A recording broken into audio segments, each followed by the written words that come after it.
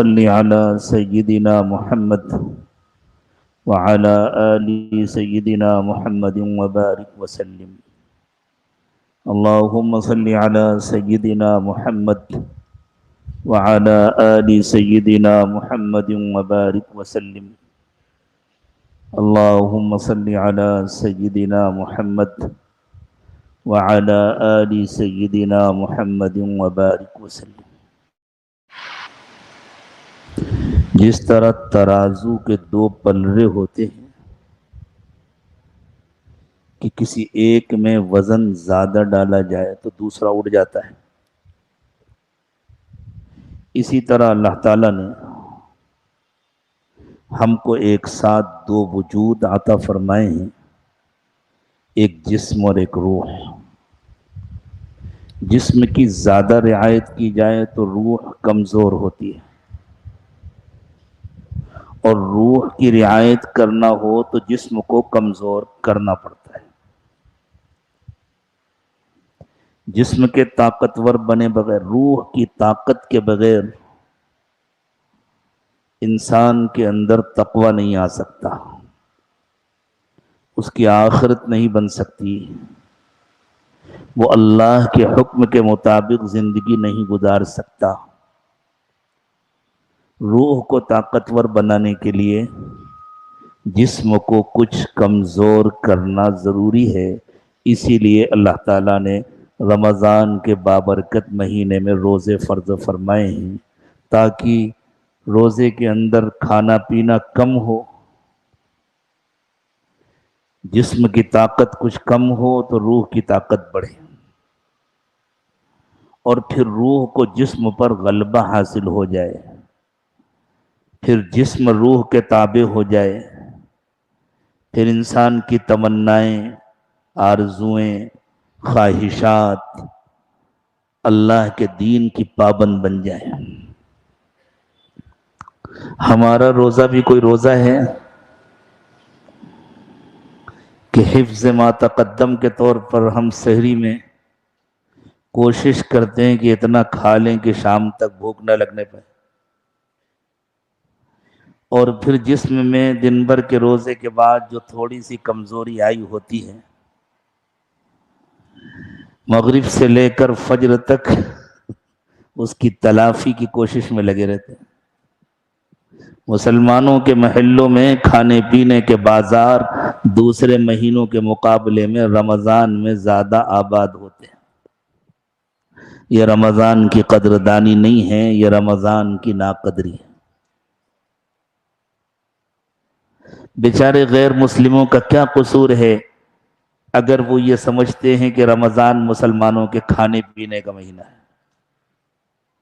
بسا اوقات غیر مسلم اپنے دوستوں سے پوچھتے ہیں وہ تمہارا کھانے والا مہینہ کب آئے گا. وہ سمجھتے ہیں کہ یہ ایسا مہینہ ہے جس میں مسلمان رات بھر کھاتے ہیں، اور اگر سمجھتے ہیں تو کچھ غلط بھی نہیں سمجھتے، ہوتا بھی تقریباً یہی. اگر سحر اور افطار میں اتنا زیادہ کھایا جائے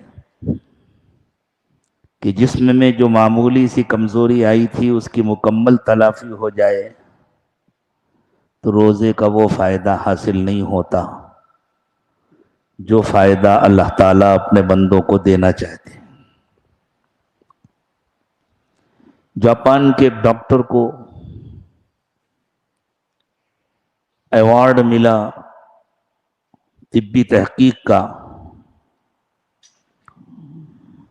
ان سے پوچھا گیا کہ آپ کو کس چیز کا ایوارڈ ملا؟ انہوں نے کہا کہ میں نے کینسر کا ایک علاج دریافت کیا ہے. سوال کیا گیا آپ نے کوئی دوا دریافت کی ہے؟ انہوں نے کہا نہیں، میں نے دوا نہیں دریافت کی، میں نے ایک ایسا طریقہ معلوم کر لیا ہے کہ اگر انسان اس پر عمل کرے تو اسے کینسر نہیں ہوگا. صحت مند انسان اگر پابندی سے اس پر عمل کرے تو اس کے لیے کینسر کا خطرہ ختم ہو جائے گا. اور پھر وہ ڈاکٹر صاحب نے اپنی بات کو ذرا تفصیل سے بتلاتے ہوئے یوں کہا کہ انسان کے جسم میں کچھ فاضل اجزاء جمع ہوتے ہیں جیسے ہمارے گھر کا کوڑا کرکٹ جمع ہوتا ہے، وہ جسم سے خارج نہیں ہو پاتے، وہ جسم میں سڑتے اور گلتے ہیں اور وہی کینسر کا سبب بنتے ہیں۔ اچھا تو پھر کیا کرنا چاہیے؟ انہوں نے کہا کہ اگر کچھ دنوں تک انسان روزانہ بھوکا رہے تو جسم کو غذا تو چاہیے،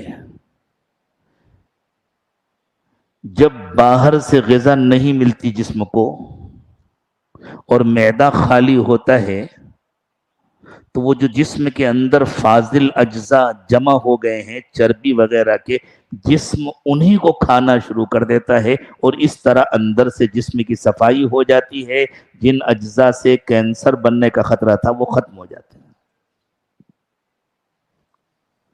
تو ڈاکٹر صاحب سے پوچھا گیا کہ اس طرح کتنے دنوں تک بھوکا رہنا چاہیے؟ انہوں نے کہا سال میں کم از کم 25 سے 30 دن انسان کو دن بھر بھوکا رہنا چاہیے۔ کتنے مہربان ہیں اللہ، کیسے کیسے کامیابیوں کے نسخے ہمیں عطا فرمائے ہیں۔ اللہ ہمیں ان کی قدر کرنے کی توفیق عطا فرمائیے۔ اسی لیے بزرگوں نے، خاص طور سے حضرات صوفیاء کرام نے بہت صفائی کے ساتھ یہ بات لکھی ہے کہ رمضان میں جسم کا کچھ کمزور ہونا مطلوب ہے، اس کی طاقت کی تلافی کی کوشش نہیں کرنی چاہیے۔ دوسرے دنوں کے مقابلے میں رمضان میں کھانے پینے کی مقدار کم ہونی چاہیے، زیادہ نہیں۔ ہمارے ہاں مقدار بڑھ جاتی ہے اور ہم یوں سمجھتے ہیں کہ خود اللہ کے رسول صلی اللہ علیہ وسلم نے یہ بات ارشاد فرمائی ہے۔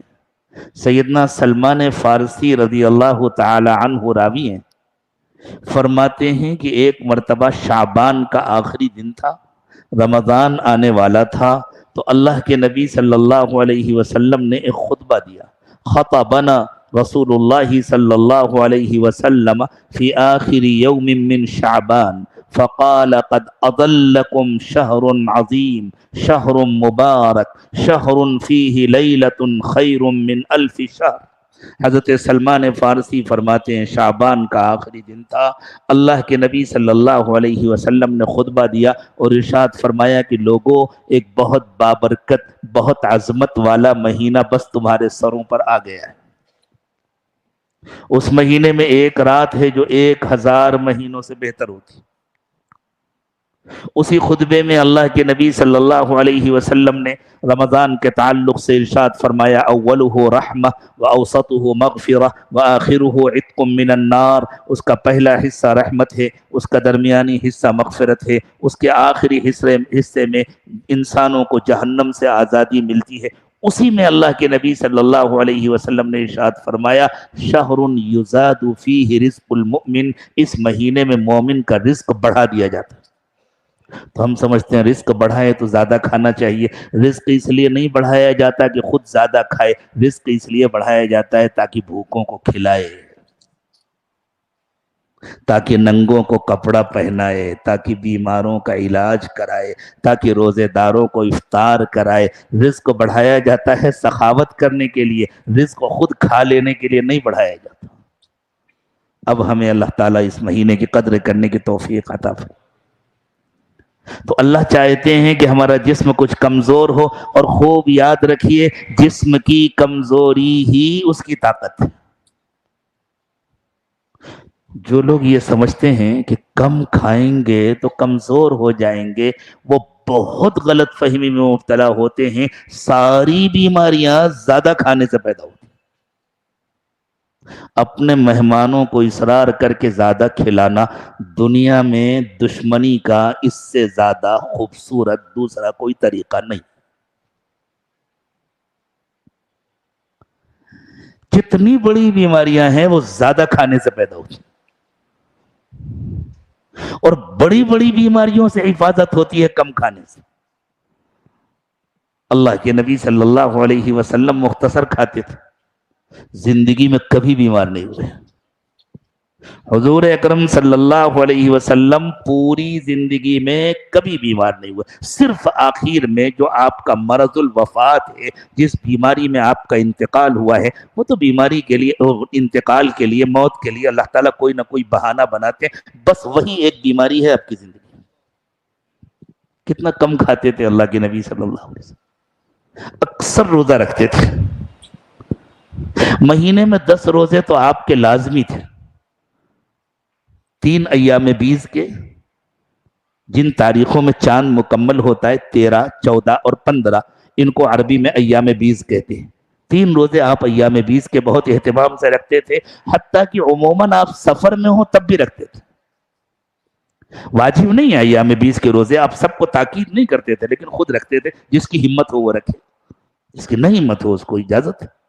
ایک صحابی سے اللہ کے نبی صلی اللہ علیہ وسلم نے فرمایا، دیکھو مہینے میں کم از کم 3 روزے ضرور رکھا کرو، اور اگر یہ 3 روزے ایام بیز میں رکھو تو بہت بہتر ہے۔ یعنی یہ بتلا دیا حضور نے، اگر کسی وجہ سے ایام بیز میں نہیں رکھ سکے تو مایوس نہ ہو، دوسرے دنوں میں رکھ لو، لیکن کم از کم مہینے میں 3 روزے ضرور رکھا کرو۔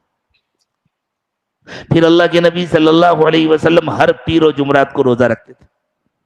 اب آپ گنتی کر لیجئے، ایک ہفتے میں 1 پیر اور 1 جمعرات، مہینے کے 4 ہفتے تو 8 دن ہو گئے، 8 یہ روزے، 3 وہ روزے، 8 3 11۔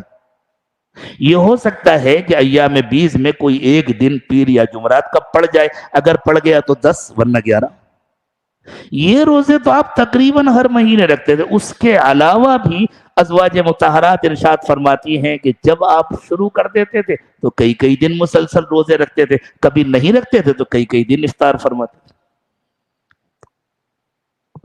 پھر اس کے علاوہ حضرات صحابہ کرام کے ہاں 24 گھنٹے میں صرف 2 مرتبہ کھانا کھانے کا رواج تھا، 3 نہیں تھا۔ صحابہ 3 کھانے نہیں کھاتے تھے۔ بہت صاف روایات موجود ہیں صحابہ کرام کی۔ ایک خاتون فرماتی ہیں کہ ہمارے شوہر صبح فجر میں جاتے تھے اللہ کے نبی صلی اللہ علیہ وسلم کی خدمت میں، اور اشراق کے بعد ذرا تاخیر سے واپس آتے تھے، اپنے تمام معمولات سے فارغ ہو کر ذکر و تلاوت کر کے حضور اکرم صلی اللہ علیہ وسلم کی مجلس سے فائدہ اٹھا کر واپس آتے تھے، اور پھر کھانا کھاتے تھے، پھر قیلولہ کرتے تھے، قیلولے سے فارغ ہو کر ظہر کی نماز پڑھنے جاتے تھے۔ قیلولہ ظہر سے پہلے ہوتا تھا، ہمارا کھانا ظہر کے بعد ہوتا ہے، قیلولہ عصر کے وقت ہوتا ہے۔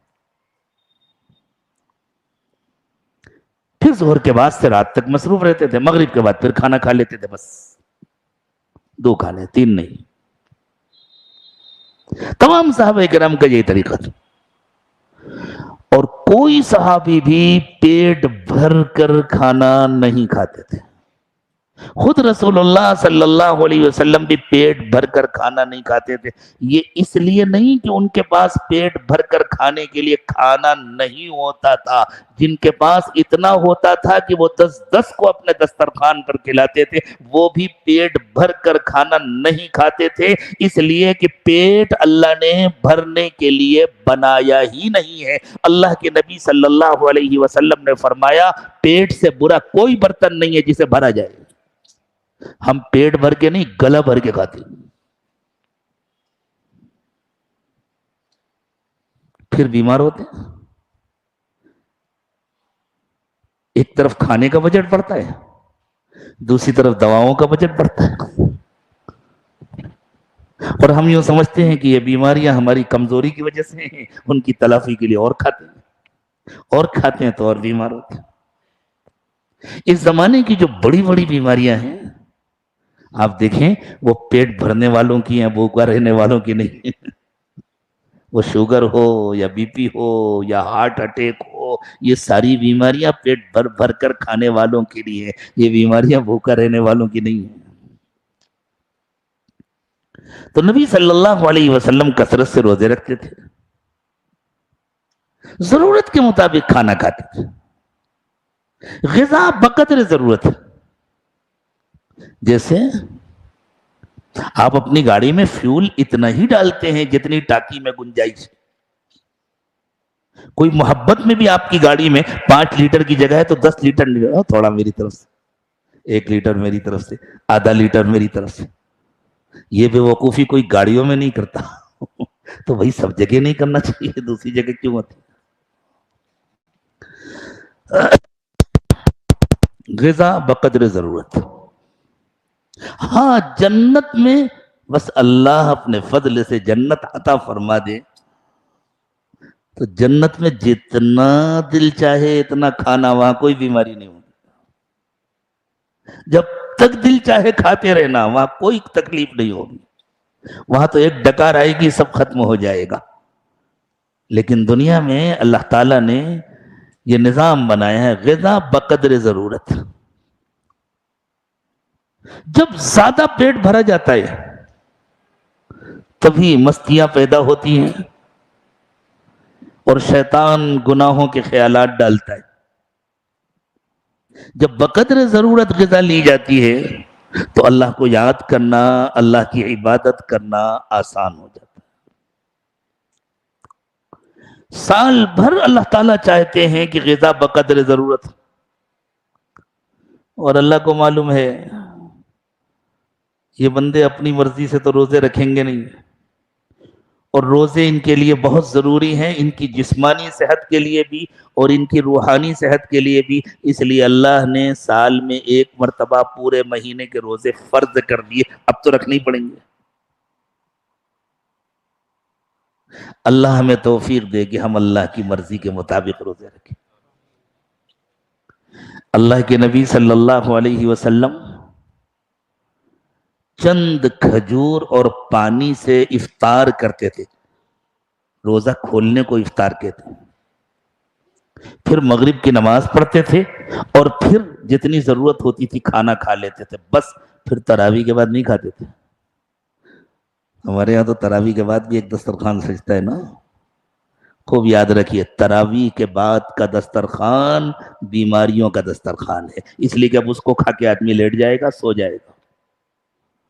مغرب کے بعد آدمی نے جو کھانا کھایا 20 رکعت تراویح، پہلے 4 رکعت فرض، پھر سنت، پھر 20 رکعت تراویح، پھر 3 رکعت وتر، اس میں ہضم ہو جاتا ہے.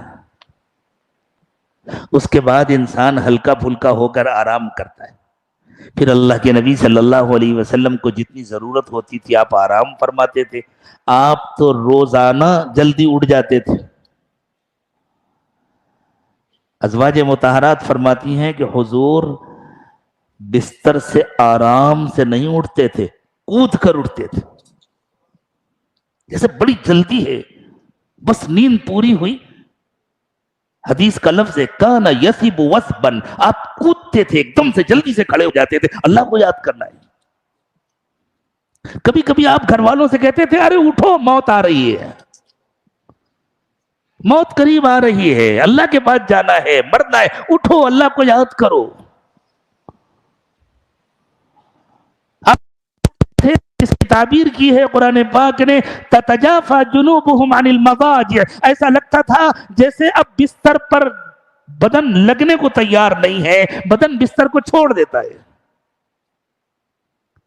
اور پھر آپ عبادت میں مصروف ہو جاتے تھے.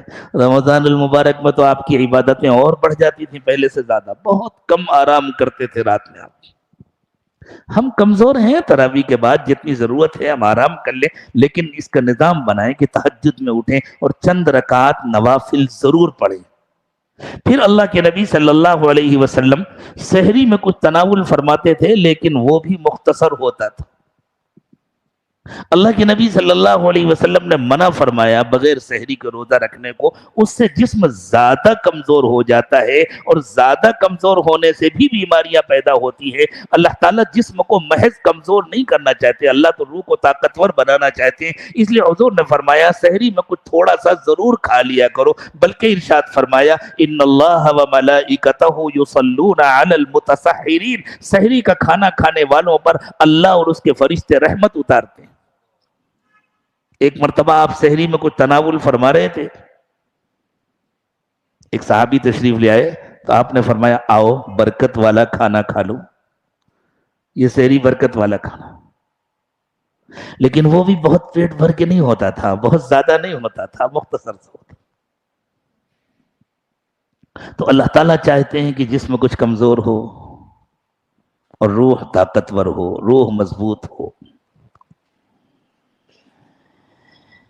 پھر انسان اللہ کے نام پر جب روزہ رکھتا ہے، رات میں اللہ نے کھانے کی اجازت دی جب تک صبح صادق نہ ہو، جب تک صبح کا سفیدہ نہ پھیلے، اس وقت تک اللہ نے کھانے کی اجازت دی، اور اس کے بعد ارشاد فرمایا ثم اتم الصیام الی اللیل، پھر رات تک روزے کو مکمل کرو۔ روزے کی حالت میں بندہ اگر سفر کر رہا ہے، پیاس لگی ہے، بھوک لگی ہے، کوئی اسے کھانا پیش کرے، پانی پیش کرے تو وہ منع کر دیتا ہے، نہیں میرا روزہ ہے، میں نہیں کھا سکتا۔ جس زمانے میں ہمارے ملک میں انگریزوں کی حکومت تھی تو ایک انگریز آفیسر نے صرف اس لیے کلمہ پڑھ لیا، اسلام قبول کر لیا، کہ وہ اپنے آفس میں بیٹھا تھا، کھڑکی سے دیکھ رہا تھا، سخت گرمی کا زمانہ تھا، اور ایک مسلمان سپاہی تھا جسے کسی وجہ سے سزا دی گئی، اور سزا یہ دی گئی کہ اسے دیر تک دھوپ میں دوڑایا گیا۔ یہ انگریز آفیسر بیٹھ کر کے دیکھ رہا تھا کہ یہ سپاہی ہے جسے دیر تک دھوپ میں دوڑایا جا رہا ہے، سخت گرمی کا زمانہ ہے، تیز دھوپ ہے، اس کا پورا بدن پسینے سے تر ہو گیا ہے، اندازہ لگائیں ایسی حالت میں کیسی پیاس لگتی ہے۔ پھر دیکھا کہ جب اس شخص کی سزا مکمل ہو گئی تو وہ نل پر گیا اور اس نے جا کر کے ہاتھ منہ دھویا لیکن پانی نہیں پیا۔ تو اسے تعجب ہوا کہ اس سپاہی نے ہاتھ منہ دھویا، اسے معلوم نہیں تھا یہ ہاتھ منہ کیوں دھو رہا ہے، اصل میں ظہر کی نماز قضا ہو رہی تھی، اس بیچارے نے جا کر کے وضو کیا تاکہ نماز پڑھے۔ تو اس آفیسر نے اس کو بلایا اور بلا کر کے پوچھا کہ تم نے اتنی سخت گرمی میں اتنی دیر تک دھوپ میں مشقت برداشت کرنے کے بعد میں غور سے دیکھ رہا ہوں ہاتھ منہ دھویا لیکن پانی نہیں پیا، اس کی کیا وجہ؟ کیا تم کو پیاس نہیں لگی؟ اس نے کہا صاحب مجھے بہت شدید پیاس لگی ہے لیکن میں پانی نہیں پی سکتا۔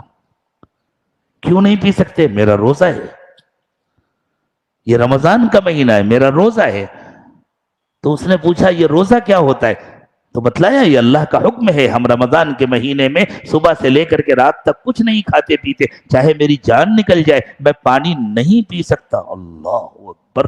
وہ حیران ہو گیا، ایمان اس کو کہتے ہیں کہ بھئی یہ ایمان مجھے بھی سکھا دو۔ وہ انگریز آفیسر مسلمان ہو گیا اسی وجہ سے۔ کیا دوپہر کے وقت میں گرمی کے زمانے میں پیاس لگی ہو اور کوئی آدمی ہم کو ایک بوتل پانی دے اور یوں کہے 1,00,000 روپیہ لے لو، ایک گھونٹ پانی پی لو، کوئی پیے گا؟ کیوں نہیں پیے گا؟ کیا وجہ ہے نہ پینے کی؟ اللہ نے منع کیا اسی لیے نہیں پیے گا نا۔ اللہ دیکھ رہے ہیں، اسی کو تو تقویٰ کہتے ہیں، اسی کو تو اللہ کا ڈر کہتے ہیں۔ کوئی کمرے میں جا کر کے چھپ کر کے پیے گا؟ نہیں پیے گا نا۔ کیوں نہیں پیے گا؟ اس لیے کہ اللہ دیکھ رہے ہیں، اللہ نے منع کیا ہے۔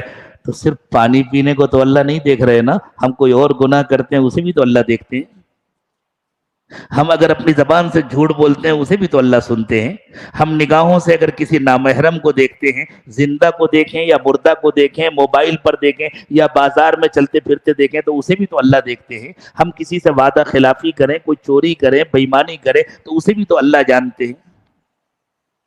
اللہ چاہتے ہیں کہ یہ جو روزے کی حالت میں ہم کھانے پینے سے رکتے ہیں، چاہے جتنی تکلیف ہو لیکن نہ کھاتے ہیں نہ پیتے ہیں، اس لیے کہ اللہ دیکھ رہے ہیں، یہ اثر ہمارا پوری زندگی میں آ جائے، ہم متقی بن جائیں اور ہر وقت ہم اللہ سے ڈرنے لگیں اور کبھی بھی ہم اللہ کی نافرمانی نہ کریں۔ تقوی کے بغیر قرآن سے فائدہ نہیں ہوتا۔ قرآن آیا ہے اللہ کے دین پر عمل کرانے کے لیے، قرآن آیا ہے ہماری آخرت بنانے کے لیے، قرآن آیا ہے ہم کو دنیا اور آخرت کی کامیابی دینے کے لیے، قرآن آیا ہے ہماری رہبری کے لیے، ہماری ہدایت کے لیے۔ اور جب تک تقوی نہیں ہوگا، جب تک دل میں اللہ کا ڈر نہیں ہوگا، اس وقت تک قرآن سے فائدہ نہیں ہوگا۔ سورہ بقرہ میں اللہ تعالیٰ نے قرآن پاک کی تعریف کی، فرمایا ذالک الکتاب لا ریب فیہ، اس کتاب میں کوئی شبہ نہیں، ھدی للمتقین، اس سے راستہ صرف تقوی والوں کو ملتا ہے۔ تقوی ہوگا تو یہ راستہ دکھائے گا، تقوی نہیں ہوگا تو انسان قرآن پڑھ لے گا، قرآن سن لے گا، قرآن کی تلاوت کر لے گا، قرآن کی باتیں کر لے گا، قرآن کا درس دے دے گا، قرآن کا درس سن لے گا، قرآن کا مفسر بن جائے گا، قرآن کا محقق بن جائے گا، لیکن قرآن کے ذریعے اسے ہدایت نہیں ملے گی اگر تقوی نہیں ہوگا۔ روزہ اللہ تعالیٰ نے ہم پر فرض فرمایا تاکہ ہم تقوی سیکھیں۔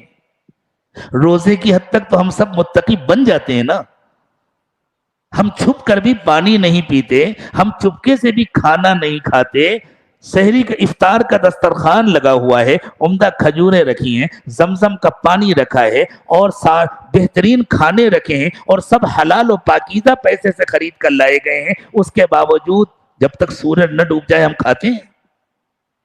نہیں کھاتے نا۔ جب سورج ڈوب جاتا ہے تب کھاتے ہیں۔ کیوں؟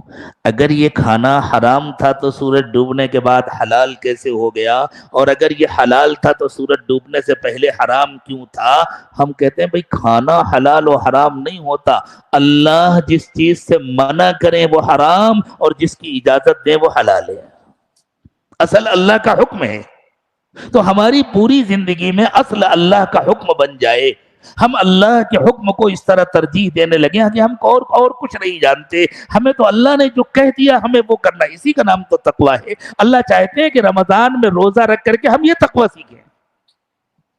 اگر ہم نے یہ تقوی سیکھا اور اس تقوی کا تعلق پوری زندگی سے ہے، اسی لیے بزرگوں نے فرمایا کہ رمضان کا روزہ تو چھوٹا روزہ ہے، جو سحری کے بعد شروع ہوتا ہے افطار پر ختم ہو جاتا ہے، جو صبح صادق سے شروع ہوتا ہے سورج ڈوبنے پر ختم ہو جاتا ہے، اس کے ذریعے اللہ ہمیں بڑا روزہ سکھانا چاہتے ہیں۔ بڑا روزہ تقوی کا روزہ ہے، اللہ کی نافرمانیوں سے بچنے کا روزہ ہے، جو بالغ ہونے پر شروع ہوتا ہے موت پر ختم ہوتا ہے۔ اللہ ہمیں وہ بڑا روزہ نصیب فرما دے کہ ساری زندگی ہماری اللہ کی نافرمانی سے خالی ہو جائے، ساری زندگی ہم اللہ کا کہنا ماننے لگے، ہم ہر وقت ہر عمل میں یہ دیکھیں اللہ کی کیا مرضی ہے، اللہ کے نبی صلی اللہ علیہ وسلم نے کیا ارشاد فرمایا، جو اللہ کے نبی نے فرمایا ہے اور جو اللہ کی مرضی ہے وہ مجھے کرنا ہے۔ جسے اللہ حلال کہیں وہ حلال ہے، جسے اللہ حرام کہیں وہ حرام ہے۔ کتنا آسان سبق سکھایا ہے اللہ نے۔ سحری کے دسترخوان پر بیٹھے ہیں، کھانا کھا رہے ہیں، پانی پی رہے ہیں، ابھی حلال ہے، فجر کی اذان ہو گئی اب حرام ہو گیا، وہی کھانا وہی پانی حرام ہو گیا، اور اسی کو اٹھا کر کے فریج میں رکھ دیجیے، جب مغرب کی اذان ہو جائے گی پھر حلال ہو جائے گا۔ کیا فرق ہوا کھانے میں؟ کھانے میں کوئی فرق نہیں ہوا، بدلا کیا؟ اللہ کا حکم بدلا، کھانا نہیں بدلا، پانی نہیں بدلا، اللہ کا حکم۔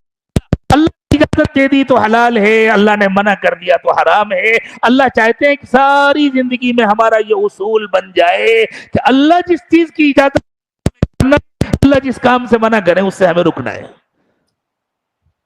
اور اللہ کس چیز کی اجازت دیتے ہیں وہ بتلائیں گے اللہ کے رسول صلی اللہ علیہ وسلم، اللہ کس بات سے منع کرتے ہیں وہ بتلائیں گے اللہ کے نبی صلی اللہ علیہ وسلم۔ اس لیے اللہ تعالیٰ نے ارشاد فرمایا ما آتاکم الرسول فخذوہ وما نہاکم عنہ فانتہوا، جو رسول دیں وہ لے لو، جس سے روکے اس سے رک جاؤ، یعنی جو کرنے کا حکم دیں اسے کرو، اور جس سے منع کریں اس سے رک جاؤ۔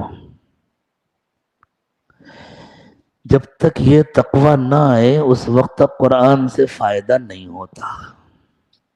تو چونکہ اللہ تعالیٰ نے قرآن اتارا ہے رمضان کے مہینے میں، اس لیے قرآن سے فائدہ اٹھانے والا نسخہ یعنی تقوی سکھانے والا عمل بھی اور تقوی کی تربیت بھی اللہ تعالیٰ نے رمضان میں ہمیں عطا فرمائی۔ روزہ صرف بھوکا پیاسا رہنے کے لیے نہیں ہے، روزہ تقوی کی تربیت ہے، روزہ تقوی سکھانے کا ایک کورس ہے۔ ہمیں روزانہ اپنا جائزہ لینا چاہیے، روزہ رکھ کر ہمارے اندر کتنا تقوی آیا، تقوی میں کتنا اضافہ ہوا۔ اگر تقوی آئے گا ہماری زبان درست ہو جائے گی، ہماری نگاہیں درست ہو جائیں گی، ہمارے خیالات درست ہو جائیں گے، ہمارا کاروبار درست ہوگا، ہمارے معاملات درست ہوں گے، ہماری پوری زندگی درست ہوگی۔ بیوی بچوں کے ساتھ ہمارا معاملہ، پڑوسیوں کے ساتھ ہمارا معاملہ، والدین کے ساتھ ہمارا معاملہ، رشتہ داروں کے ساتھ ہمارا معاملہ، اپنوں کے ساتھ، پراؤں کے ساتھ ہمارا معاملہ، سب کے ساتھ ہمارا معاملہ درست ہو جائے گا، ہمارے اخلاق اچھے ہوں گے، ہماری معاشرت اچھی ہوگی، ہماری پوری زندگی اچھی بنے گی اگر تقویٰ آئے گا۔ تو اس روزے کا اثر ہماری پوری زندگی میں آنا چاہیے، ہمیں جائزہ لینا چاہیے کہ ہمارے روزے کا اثر ہماری زندگی میں کتنا آ رہا ہے۔ اللہ کے لیے اتنا آ جائے جتنا اللہ چاہتے ہیں، اور ہم اللہ کے پسندیدہ اور مقبول بندے بن جائیں۔ اب چونکہ انسان کے لیے بھوکا پیاسا رہنا آسان نہیں ہے، اور اس کے بغیر کام نہیں چلے گا۔ تو جب ہم بچوں کو انجیکشن لگوانے لے جاتے ہیں تو ڈاکٹر کیا کہتے ہیں؟ بس بس بیٹا، پتہ نہیں چلے گا۔ پتہ تو چلے گا، ایسا کہیں ہوتا ہے پتہ نہیں چلے گا، لیکن ذرا ہلکا کرتے ہیں اس کا، بس بس بس، اچھا ادھر دیکھو، اس نے ادھر دیکھا، ادھر سوئی اندر، اور جتنی دیر میں وہ رویا اتنی دیر میں سوئی بات، بس بس بس، ہو گیا ہو گیا، ہلکا کرتے ہیں نا۔ انسان کو مصیبت ہلکی لگتی ہے دو وجہ سے۔ ایک تو اگر وہ اکیلا نہ ہو، بہت سے لوگوں کو ہو تو ہلکی لگتی ہے۔ جیسے جس زمانے میں خدا نہ خواستہ بہت سارے لوگوں کو بخار آ رہا ہو، اور کسی انسان کو بخار آ جائے تو کیا کہتا ہے؟ کیا کریں، وبا ہے، سبھی کو آ رہا ہے بخار، اتر جائے گا انشاءاللہ، وائرل فیور ہے، 2-3 دن میں اتر جائے گا، آج کل تو سب کو آ رہا ہے۔ ڈاکٹر بھی کہتے ہیں آج کل تو اس کی ہوا چلی ہوئی ہے۔ جیسے ہی انسان کو یہ پتہ چلتا ہے اس کی ہوا چلی ہوئی ہے، سب کو بخار آ رہا ہے، تو اس کے لیے اس کو برداشت کرنا آسان ہو جاتا ہے، اور اگر اسے لگے سب اچھے ہیں، ایک میں ہی بیمار ہو گیا ہوں، تو اس کو زیادہ تکلیف ہوتی ہے۔ یہ فطری بات ہے۔ دوسری بات، اگر تکلیف کے بعد بڑے نفع کی امید ہو تو تکلیف آسان ہو جاتی ہے۔ اوپن ہارٹ سرجری جو کراتے ہیں، اب تو تقریباً ختم ہو گئی ہے، اب تو بہت آسان ہو گئی ہے وہ سرجری بھی، لیکن جن لوگوں کی ہوتی ہے ان کو کوئی معمولی تکلیف ہوتی ہے، لیکن اس کے باوجود اپنی خوشی سے کراتے ہیں کہ نہیں کراتے؟ اور سرجن کو دشمن نہیں سمجھتے، اس کو تو دوست سمجھتے ہیں، فیس بھی دیتے ہیں، اور اچھے ہونے کے بعد تحفہ بھی دیتے ہیں۔ پھر جاتے ہیں ملاقات کرنے کے لیے مٹھائی کا ڈبہ لے کر، ڈاکٹر صاحب بس آپ کا بڑا احسان ہے، میں آپ کو کبھی نہیں بھولوں گا، بہت اچھا آپریشن کیا آپ نے، الحمدللہ اب تو میں اپنے پیروں پر چلنے لگا۔ کیوں اتنی تکلیف انسان خوشی خوشی کیوں برداشت کرتا ہے؟ اس لیے کہ اسے معلوم ہوتا ہے یہ تکلیف برداشت کروں گا تو میری زندگی کچھ بڑھ جائے گی۔ زندگی تو اللہ نے ناپ کر کے دی ہے، وہ نہ گھٹتی ہے نہ بڑھتی ہے، لیکن اللہ نے دنیا کو دارالاسباب بنایا، اس لیے ظاہری طور پر لگتا ہے کہ زندگی کچھ بڑھ جائے گی، تو چونکہ بڑے نفع کی امید ہوتی ہے تو اتنی بڑی تکلیف کو انسان خوشی خوشی برداشت کر لیتا۔ جن کی ماشاء اللہ 3 فرض اور کم سے کم 3 اور 4 نفل کھانوں کی عادت ہو، صبح سے جو کھانے کا سلسلہ شروع ہوتا ہے، فجر کے بعد کی چائے، اور پھر ناشتہ، اور پھر دوپہر کا کھانا، اور پھر شام کا کھانا، اور پھر شام کا ناشتہ، اور پھر رات کا کھانا، اور پھر درمیان میں کبھی چائے، کبھی کافی، کبھی ٹھنڈا، کبھی گرم، یعنی 3 فرض، باقی سب نفل۔ اتنا تو عبادتوں کا اہتمام نہیں ہوتا جتنا ماشاءاللہ کھانے کا اہتمام ہوتا ہے۔ ان کے لیے روزہ رکھنا کوئی آسان کام ہے؟ دن بھر اللہ کے لیے بھوکا رہنا، پیاسا رہنا کوئی آسان کام ہے؟ تو اللہ نے کہا دیکھو رکھنا تو تمہیں بھی پڑے گا، اور رکھتے ہی ہیں ہم، ایمان والے رکھتے ہیں، اگرچہ آگے پیچھے اس کی تلافی کی کوشش کرتے ہیں لیکن رکھتے ہیں۔ اللہ نے مسئلے کو آسان کیا، یوں کہا ہمیں تم سے کوئی دشمنی نہیں ہے کہ ہم نے تم سے روزہ رکھایا ہے، روزے کے بغیر کیونکہ تقوی کی تربیت نہیں ہوتی، اس لیے ہم نے ہر زمانے میں ایمان والوں سے روزہ رکھوایا ہے، تم سے پہلی بار نہیں رکھا رہے۔ المصیبت اذا عمت طابت، جب سب کو تکلیف ہو تو اچھی لگتی ہے۔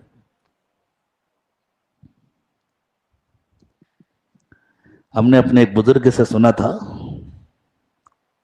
کہ اورنگزیب جب ہندوستان کے بادشاہ تھے رحمت اللہ علیہ، بہت بدنام کیا گیا ان کو، لیکن بڑے نیک بادشاہ تھے،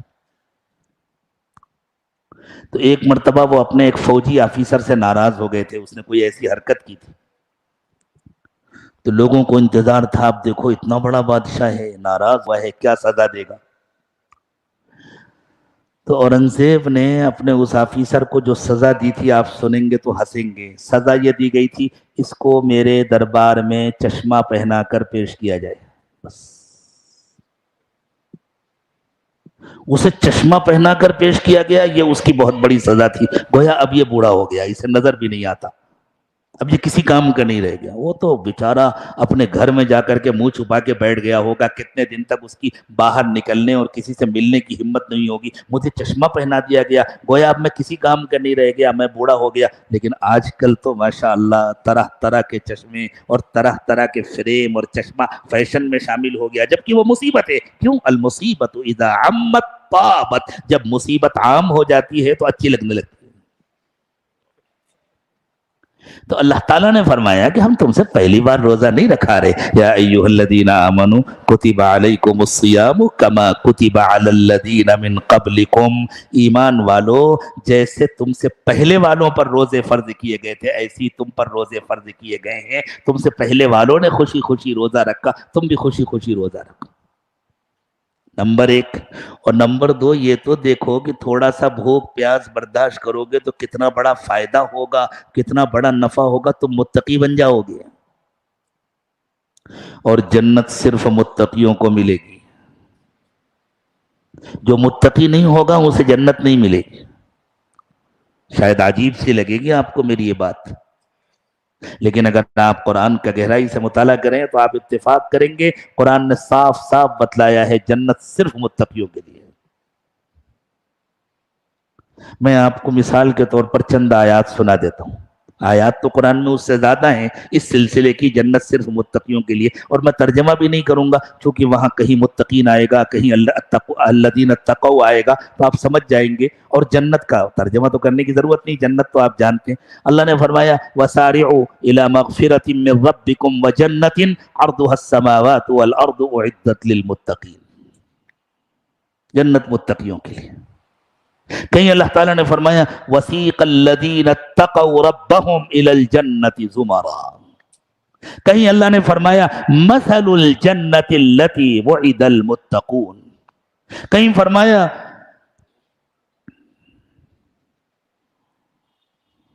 إِنَّ لِلْمُتَّقِينَ مَفَازًا، یہاں جنت کا لفظ نہیں آیا، جنت کی نعمتوں کا تذکرہ ہوا، ان للمتقین مفازا حدائق واعنابا وکواعب اترابا وکأسا دہاقا، کہ متقیوں کے لیے بڑی کامیابی ہے، یعنی انہیں جنت ملے گی۔ آگے جنت کی نعمتوں کا تذکرہ ہے، حدائق واعنابا، وہاں شاندار باغات ہوں گے، انگور کے باغات ہوں گے، حوریں ہوں گی، اچھی جیون ساتھی ملیں گی جنت میں۔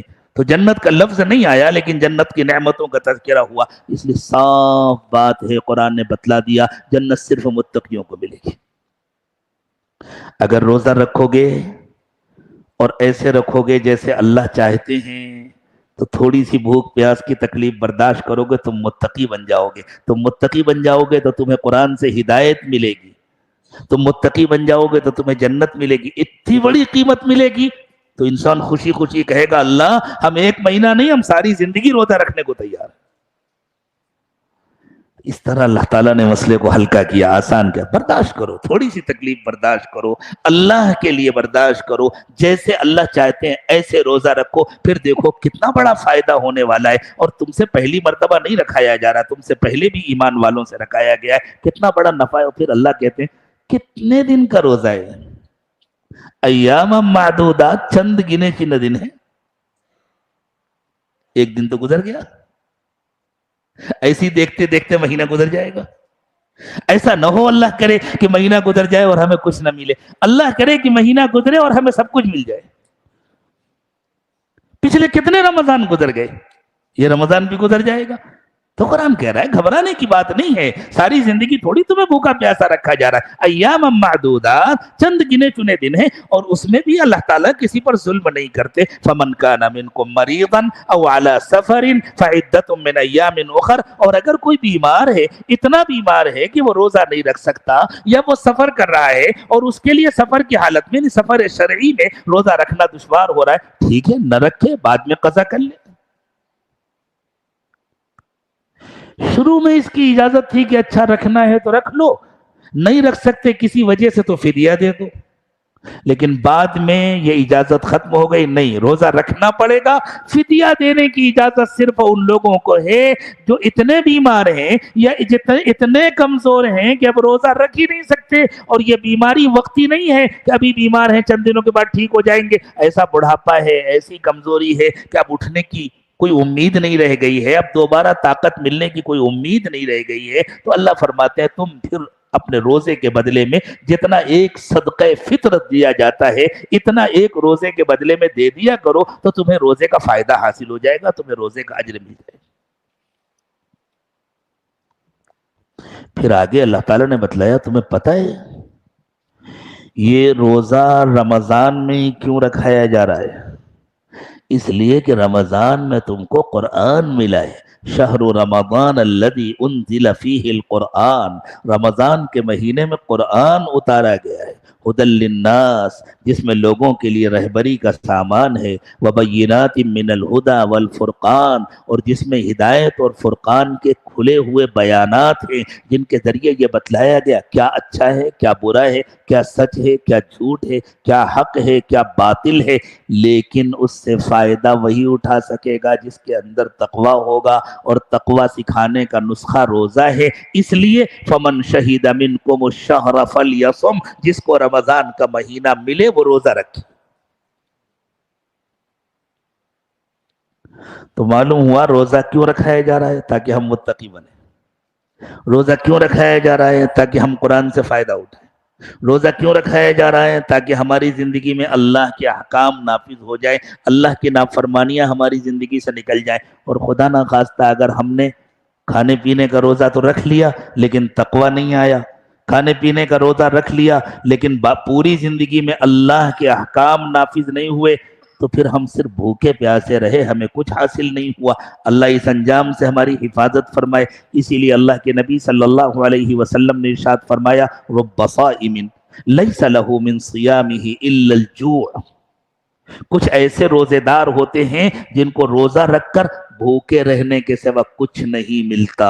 वरुब्ब काइमिन लैसा लहू मिन क़ियामिही इल्ला सहर औ कमा क़ाल सल्लल्लाहु अलैहि वसल्लम, और कुछ ऐसे रातों में जागने वाले होते हैं जिनको रात रात भर जाग कर सिवाय जागने के कुछ नहीं मिलता। क़याम करते हैं रात में, नमाजें पढ़ते हैं रात में, मस्जिद में नमाज पढ़ रहे हैं, तहज्जुद पढ़ रहे हैं मस्जिद में, और बाहर जाकर बदनिगाही कर रहे हैं। मस्जिद में तहज्जुद पढ़ रहे हैं और जिसका हक दबा कर बैठे हैं उसको देने का नाम नहीं ले रहे। मस्जिद में तहज्जुद पढ़ रहे हैं और बीवी बच्चों पर जुल्म कर रहे हैं, पड़ोसियों पर जुल्म कर रहे हैं। तो अल्लाह फरमाते हैं ऐसे तहज्जुद पढ़ने वालों को जागने के सिवा कुछ नहीं मिलता।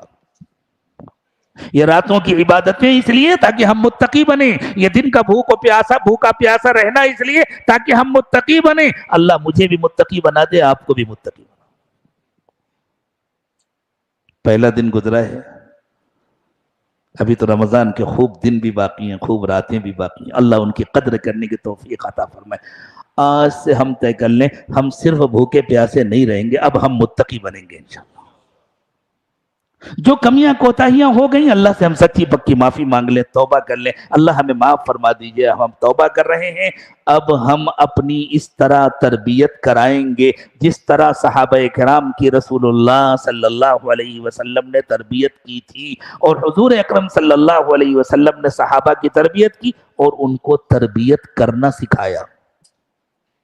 हुजूर से सीखकर सहाबा कराम ने ताबीईन की तरबियत की और उनको तरबियत करना सिखाया। ताबीईन ने सहाबा से सीखकर तबे ताबीईन की तरबियत की और उनको तरबियत करना सिखाया। ये खत्म नबूवत का फजल है, ये खत्म नबूवत का फैज है कि तरबियत का ये अमल क़यामत तक जारी रहेगा। अल्लाह के नबी सल्लल्लाहु अलैहि वसल्लम से इन वास्तों के जरिए अल्लाह के जिन बंदों ने अपनी तरबियत कराई है और तरबियत करना सीखी है, अल्लाह हमें तौफीक अता फरमाए हम उनसे अपनी तरबियत कराएं और तरबियत करना सीखें। इसकी नियत कर लें इंशाअल्लाह कि हम अपनी तरबियत करेंगे, हम अपने तज़किये की फिक्र करेंगे, हम अपने बातिन को पाक व साफ करेंगे, तो फिर इंशाअल्लाह हमारा रोज़ा भी मुफीद हो जाएगा, हमारी रात की इबादतें भी मुफीद हो जाएंगी और हमको रमज़ान से इंशाअल्लाह पूरा पूरा फ़ायदा हासिल हो जाएगा। इसी नियत के साथ तौबा के इन कलिमात को साथ साथ पढ़ें तौबा करने की नीयत से। जो हजरात सिलसिले में दाखिल होना चाहते हैं, मर्द या ख़वातीन, वो सिलसिले में दाखिल होने की नीयत कर सकते हैं। पढ़ें बिस्मिल्लाहिर्रहमानिर्रहीम, ला इलाहा इल्लल्लाह मुहम्मदुर रसूलुल्लाह सल्लल्लाहु अलैहि वसल्लम, आमन्तु बिल्लाहि व मलाइकतिहि व कुतुबिहि व रुसुलिहि वल यौमिल आखिरि वल क़द्रि खैरिहि व शर्रिहि मिनल्लाहि तआला वल बअसी बअदल मौत, आमन्तु बिल्लाहि कमा हुवा बिअस्माइहि व सिफ़ातिहि व क़बिलतु जमीअ अहकामिहि, अशहदु अल्ला इलाहा इल्लल्लाह व अशहदु अन्न मुहम्मदन अब्दुहु व रसूलुहु, अस्तगफिरुल्लाह रब्बी मिन कुल्लि ज़ंबिन व अतूबु इलैहि बिरहमतिका या अरहमर राहिमीन। अल्लाह ताला हमारी इस तौबा को कबूल फरमा ले, टूटने से अल्लाह इसकी हिफाजत फरमाए। अब दुआ से पहले थोड़ी देर दिल से अल्लाह की तरफ मुतवज्जो हो जाएं, आंखें बंद कर लें, सर को झुका लें, दुनिया और दुनिया में जो कुछ भी है उस सब से हट कट कर अल्लाह की याद में खो जाएं और ये नियत करें कि अल्लाह की रहमत आ रही है, मेरे दिल में समा रही है, मेरे दिल से गुनाहों को धो रही है और मेरा दिल कह रहा है अल्लाह अल्लाह अल्लाह। ज़बान से अल्लाह अल्लाह न कहें, बस ये नियत करें कि दिल अल्लाह अल्लाह कह रहा है और मैं सुन रहा हूँ।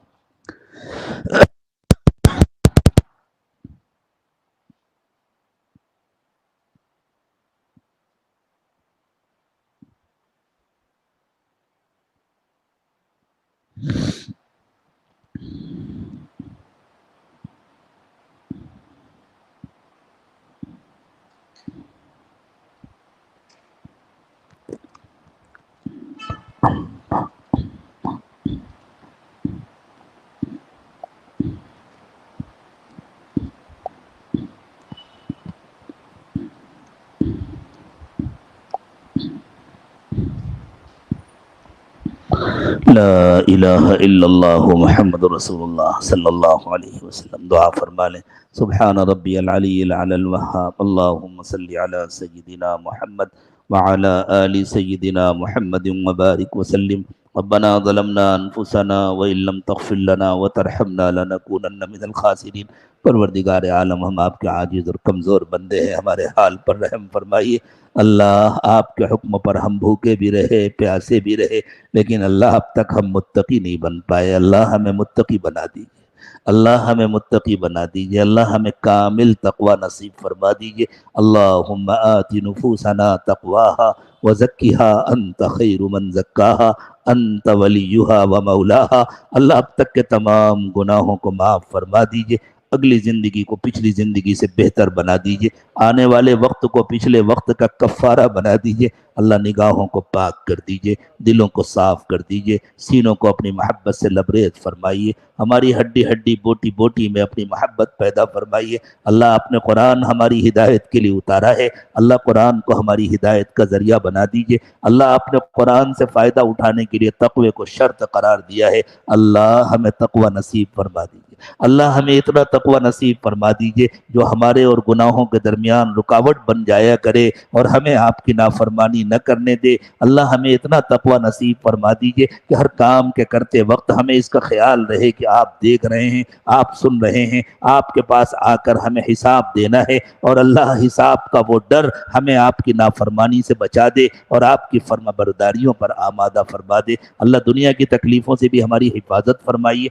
हर किस्म की बीमारियों और परेशानियों से हिफाजत फरमाइए। अल्लाह, इस रमज़ान की रहमतें और बरकतें अता फरमाइए। अल्लाह, इस रमज़ान में हमको, हमारे घर वालों को, हमारे मुताल्लिकीन को, अल्लाह सबको जहन्नम से आज़ाद कर दीजिए।